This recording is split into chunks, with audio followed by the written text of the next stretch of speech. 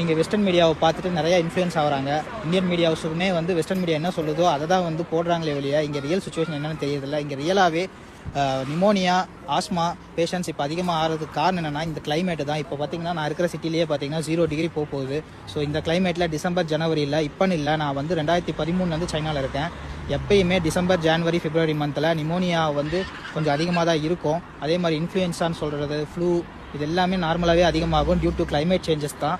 இதை வந்து மற்றபடி இவங்க சொல்கிற மாதிரி புது வைரஸ் உருவாயிருக்கு, திரும்ப பேண்டமிக்கா, லாக்டவுனா, சைனா ஃபுல்லாக லாக்டவுனு, எமர்ஜென்சி அனௌன்ஸ் பண்ணாங்க, இங்கே இருக்கிற மக்கள்லாம் ரொம்ப கஷ்டப்படுறாங்க, சைனா அரசாங்கம் மறைக்குதுங்கிற மாதிரி எந்த ஒரு சுச்சுவேஷனும் கிடையாது.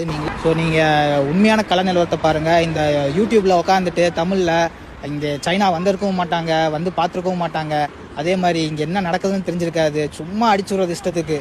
ஏன் இப்படி பண்ணுறீங்கன்னு தெரியல. ஏன்னா நீங்கள் சொல்கிறத தான் அங்கே இருக்கிற மக்கள் நம்புகிறாங்க. அங்கே இருக்கிற எங்களோட குடும்பங்கள் ஆகட்டும், இங்கே தமிழ் மாணவர்கள், இந்திய மாணவர்கள் படிக்க வந்தவங்களாகட்டும், எல்லாருமே வந்து அவங்க ஃபேமிலியில் பயப்படுறாங்க.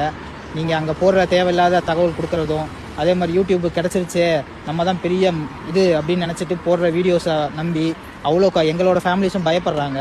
இங்கே ரியல் சுச்சுவேஷன் பேடாக இருந்துச்சுன்னா நாங்களே வந்து பேடாக இருக்குன்னு நாங்களே ரிப்போர்ட் பண்ண போகிறோம். நான் இத்தனைக்கும் ஒரு மெடிக்கல் ப்ரொஃபஷன், நான் இங்கே தான் வேலை செய்கிறேன். எனக்கே வந்து பயத்தை உருவாக்குறாங்க. ஏன் இப்படி பண்ணுறீங்கன்னு தான் தெரியல.